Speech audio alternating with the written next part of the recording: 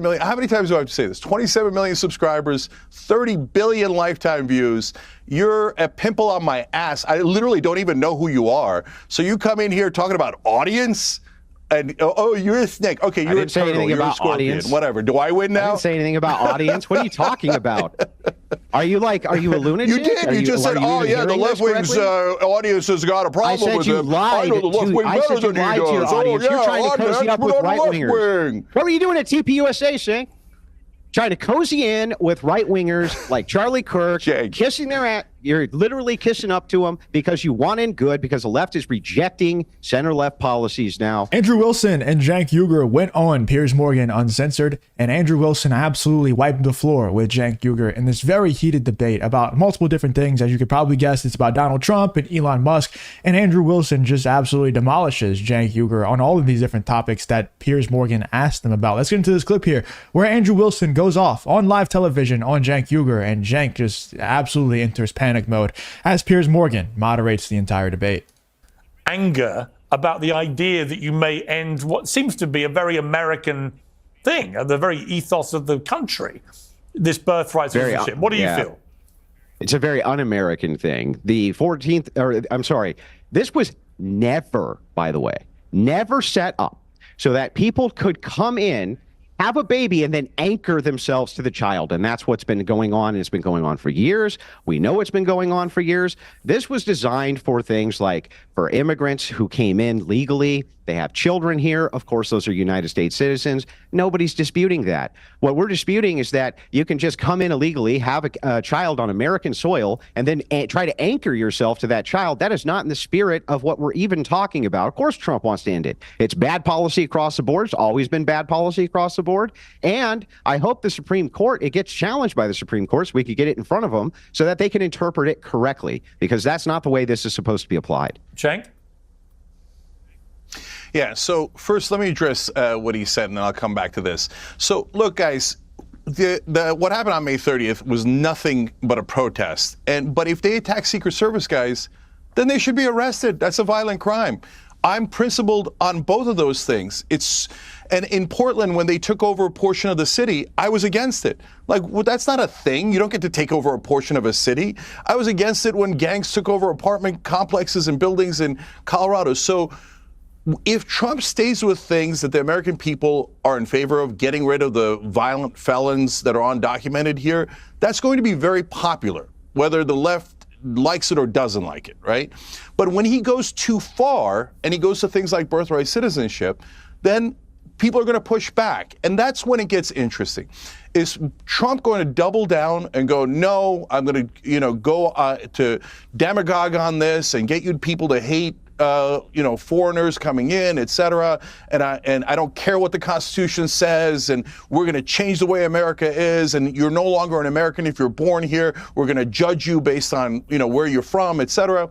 That'll be very unpopular. Does he dig in, or does he, as he does sometimes, go, man, you know what, I gave it a shot, didn't work, and retract? I hope that that's the direction he goes, because this whole, look, brother, if you have a problem with a part of the Constitution, you need to go through the right process. You need to go and do an amendment. Like, I want to do an amendment to get money out of politics. But when Biden was in office, I didn't think he should just come in and go, forget what the Supreme Court said. Forget what the Constitution said. Let's go nuts and do whatever the hell we want. That's not how it works. Well, gee, I never thought about that. I didn't know that we were supposed to go through a process of law for these things, which is exactly what Trump is doing via his executive order, which then hopefully will get it in front of the Supreme Court, which looks like that's what the plan is. That's part of the legal process. By the way, just so you know, the interpretation of this, that's what we're really talking about, is the interpretation.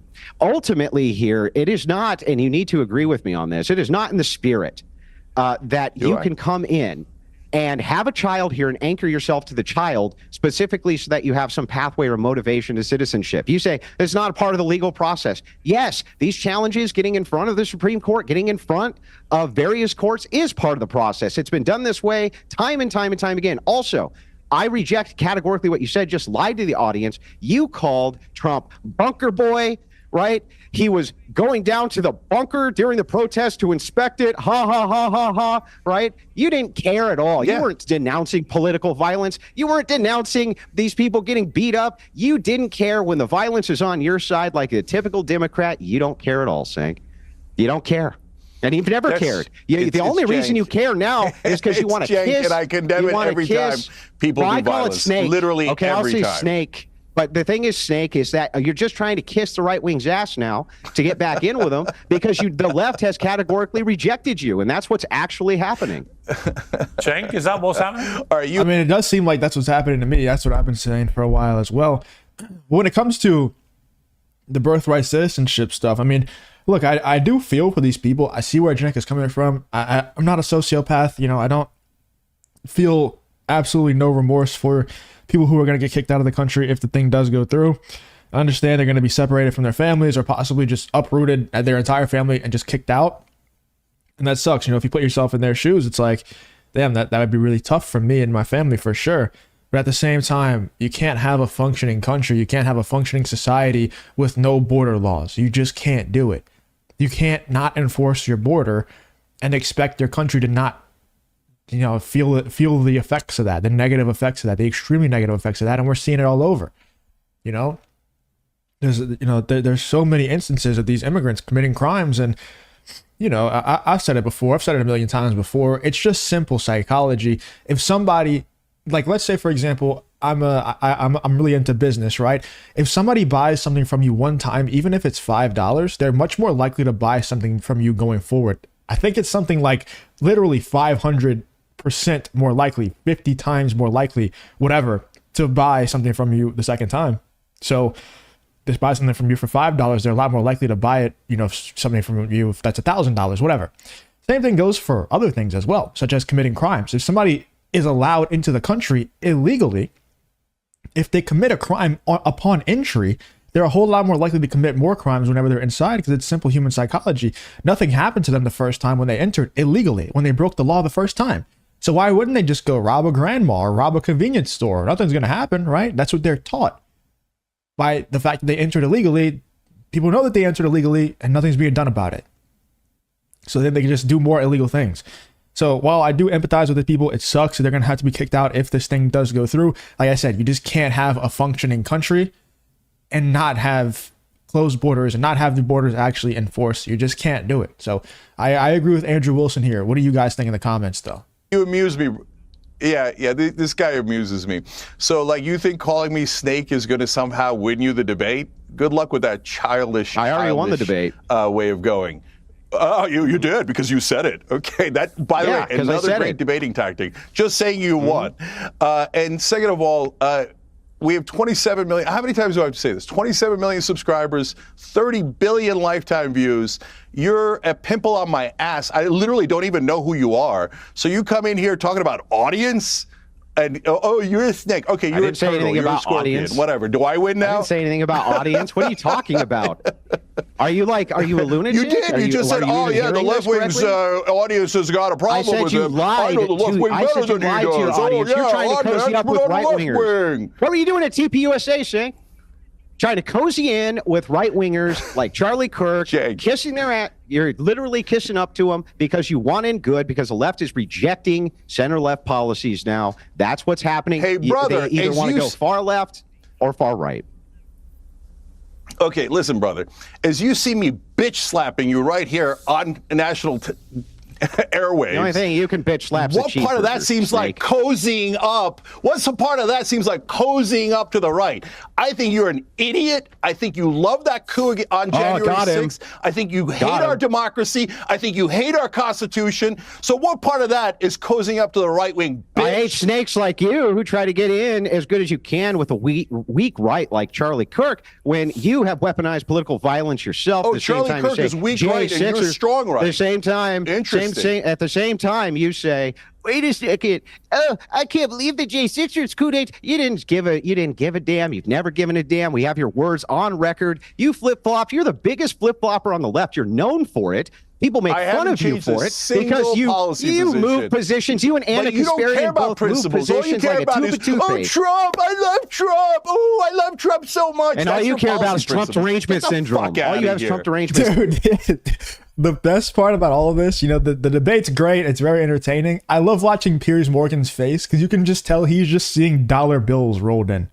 Like he's literally just like, oh man, this video is about to do numbers. He's just so excited. He absolutely loves it. But the truth is, the reason why Cenk Uygur is getting so mad, I've never actually seen him get this mad before on Piers Morgan. He goes on here all the time. I don't know if I've ever seen him get this mad in a debate, period, before. He's, swearing left and right. Like, I've never seen this happen before. It's because Andrew Wilson struck a nerve here. No doubt. This is exactly what I've been saying and what a lot of you have been saying in the comments as well, that the left is rejecting Cenk Uygur and Anna Kasparian because they don't like center-left stuff. They want you to be ultra-woke, super left-wing, or ultra-right-wing. And then they're just going to say that you're a bigot and all the other islamophobes that they throw at you. That's the only two options. The option that Cenk and Anna chose, they don't appeal to either side now. So now they're trying to cozy up to the right wing. Now, I do think Anna Kasparian's a little bit more honest with it. Cenk Uygur, I think, is being dishonest and just trying to follow the dollars. And I think that's why he's getting so heated, because Andrew Wilson really did strike a nerve. He really did call out Cenk Uygur for exactly what he's doing. Syndrome. All right, let me try. TDS, always on display. Wait a minute. Time out. I gotta say one thing. You both made your feelings clear. How can you say that I'm cozying up to the right and say I have Trump derangement syndrome? All right. Make up your mind. You're a very poor thinker. We watched the entirety of his entire first term. You were Russia.